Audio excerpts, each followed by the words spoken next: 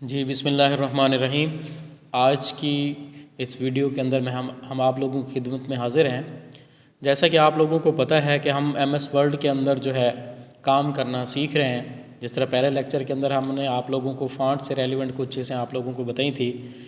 आज का जो हमारा लेक्चर है उसमें सबसे पहली चीज़ ये है कि हमने अगर टेक्स्ट को सिलेक्ट करना हो तो हम कैसे सिलेक्ट करेंगे, इसका जो तरीक़ाकार आप लोगों के साथ शेयर करेंगे। जैसा कि हम कर्सर को चेंज करते हैं, इसका मतलब ये होता है कि जहाँ पर कर्सर जाएगा वहीं पर हमारा वो वर्किंग एरिया बन जाएगा। ठीक है, इस तरह कर्सर को चेंज करने के साथ हमारे पास वर्किंग एरिया चेंज हो जाता है। इसी तरह अगर हम किसी भी वर्ड के ऊपर डबल क्लिक करते हैं, जैसा कि ये आप लोगों को स्क्रीन के ऊपर नज़र आ रहा है, मैंने डॉक्यूमेंट को जो है डबल क्लिक किया है तो ये पूरा एक वर्ड सेलेक्ट हुआ है। इसी तरह अगर हम ट्रिपल क्लिक करते हैं किसी भी पैराग्राफ के ऊपर तो इस तरह जो है हमारा पूरे का पूरा पैराग्राफ जो है ट्रिपल क्लिक के साथ जो है सिलेक्ट होता है। इसी तरह अगर हमने पूरी डॉक्यूमेंट को सिलेक्ट करना हो या पूरे पेज को सिलेक्ट करना हो तो उसकी जो शॉर्ट की है वो शॉर्ट की है Ctrl+A। Ctrl+A का मतलब ये होता है एज ए होल हमारे पास जो फाइल होती है वो सिलेक्टेड होती है। इसी तरह अगर हमारे पास, जैसा कि ये कर्सर आप लोगों को नज़र आ रहा है, अगर हम Shift+ एरो फॉरवर्ड करते हैं तो टेक्स्ट आगे सिलेक्टेड होता है। इसी तरह अगर Shift+ एरो डाउन करते हैं तो नीचे से टेक्स्ट की सिलेक्शन शुरू हो जाती है। इसी तरह अगर जहाँ पर कर्सर हमारे पास ठहरा है, अगर हम एरो अप करते हैं तो ऊपर से टेक्स्ट जो है सिलेक्ट होना शुरू हो जाता है। इसी तरह जो है हमारे पास एरो बैक करते हैं, जिससे अगर कर्सर ठहरा होगा उसकी बैक साइड पर जो है टेक्स्ट सेलेक्ट होना शुरू हो जाएगा। तो इस तरीक़ाकार के साथ हम जो है पेज को जो है सिलेक्शन कर सकते हैं। जो तरीक़ाकार सिलेक्शन के थे वो मैंने आप लोगों के साथ शेयर किए हैं। आगे चलते हैं इस लेक्चर के अंदर। आज जो है हम, जैसा कि आप लोगों को पता है, हम फ़ॉन्ट टैब को जो है डिस्कस कर रहे हैं। इसके अंदर आप लोगों को जो है पहले मैंने बताया था फ़ॉन्ट फेस का बताया था, फ़ॉन्ट साइज़ का बताया था, इंक्रीज़ करना है डिक्रीज़ करना है। फिर मैंने आप लोगों को बताया था चेंज केस का, कि आपने अपर केस, लोअर केस या सेंटेंस केस करना है तो वो आप लोगों ने कैसे करना है। उसके बाद टेक्स्ट, जैसा कि हमारे पास ये वाला पैराग्राफ सिलेक्टेड है, अब इस पैराग्राफ को अगर हम पूरे पैराग्राफ को अगर हम सेलेक्ट कर लेते हैं, ट्रिपल क्लिक के साथ सेलेक्ट कर देते हैं। अगर हमने कि इस पैराग्राफ को बोल्ड करना हो तो Ctrl+B के साथ ये फ़ॉन्ट क्या हो जाएगा, बोल्ड हो जाएगा। अगर इसी तरह हमने पूरे पैराग्राफ को सिलेक्ट करके अगर हमने जो है किसी जगह जो है टेक्स्ट को जो है अंडरलाइन करना हो तो वो Ctrl+U के साथ अंडरलाइन हो जाता है।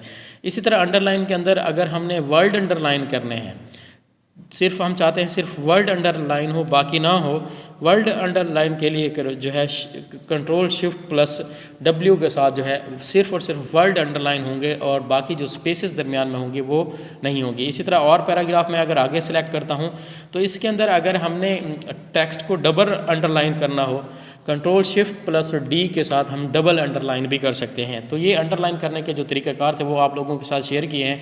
फिर उसके बाद अंडरलाइन अगर टेक्स्ट आप लोग करना चाहते हैं तो यहाँ से आप लोग टेक्स्ट के मुख्तलिफ़ कलर भी दे सकते हैं और टेक्स्ट को मुख्तलिफ़ कलर के साथ अंडरलाइन भी कर सकते हैं। इसी तरह इसके साथ साथ जो है आप लोग अगर टेक्स्ट, मिसाल के तौर पर आप लोग करना चाहते हैं स्ट्राइक थ्रू करना चाहते हैं। स्ट्राइक थ्रू का मतलब ये होता है कि हम टेक्स्ट एक लाइन ड्रॉ करते हैं जो कि मिडल ऑफ द टेक्स्ट होता है। जैसा कि मैंने इस पैराग्राफ को सिलेक्ट किया है, अब मैं यहाँ पर जाकर स्ट्राइक थ्रू ऑप्शन यूज़ करता हूँ तो ये मिडल ऑफ द लाइन जो है सिलेक्टेड टेक्स्ट के ऊपर जो है ये हमारे पास लाइन क्या हो जाएगी, अप्लाई हो जाएगी। इसी तरह अगर हमने कोई टेक्स्ट जो है अपर केस या लोअर केस करना है तो उसके लिए हमने क्या करना है, नीचे अगर पैराग्राफ में और ऐड कर देता हूँ, is equal to rand rand bracket start bracket close, enter press करते हैं। जैसा कि ये हमने सिलेक्टेड किए हैं तो इस तरह ये सारे के सारे डबल अंडरलाइन हो चुके हैं हमारे पास। अब हम डबल अंडरलाइन जाकर ख़त्म कर देंगे, Ctrl+Shift+D के साथ डबल अंडरलाइन हमारे पास क्या है, टेक्स्ट ख़त्म हो गया है।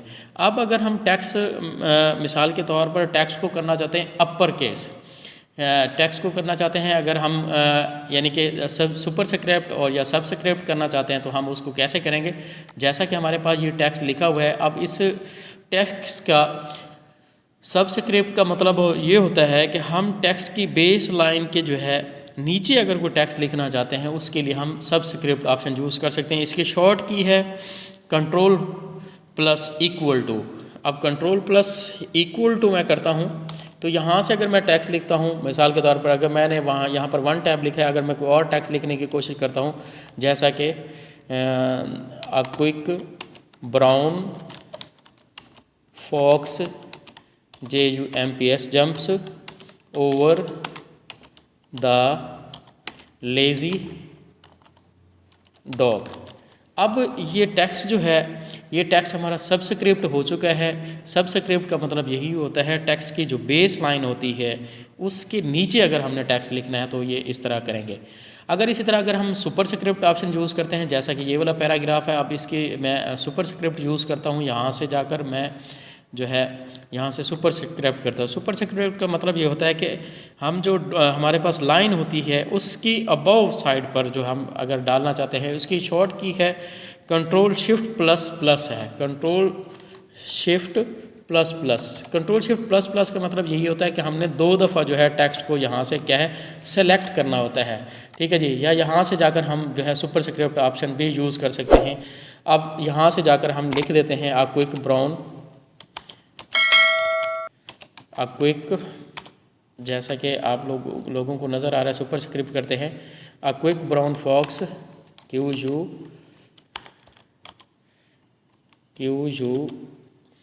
QUICK quick brown BROWN।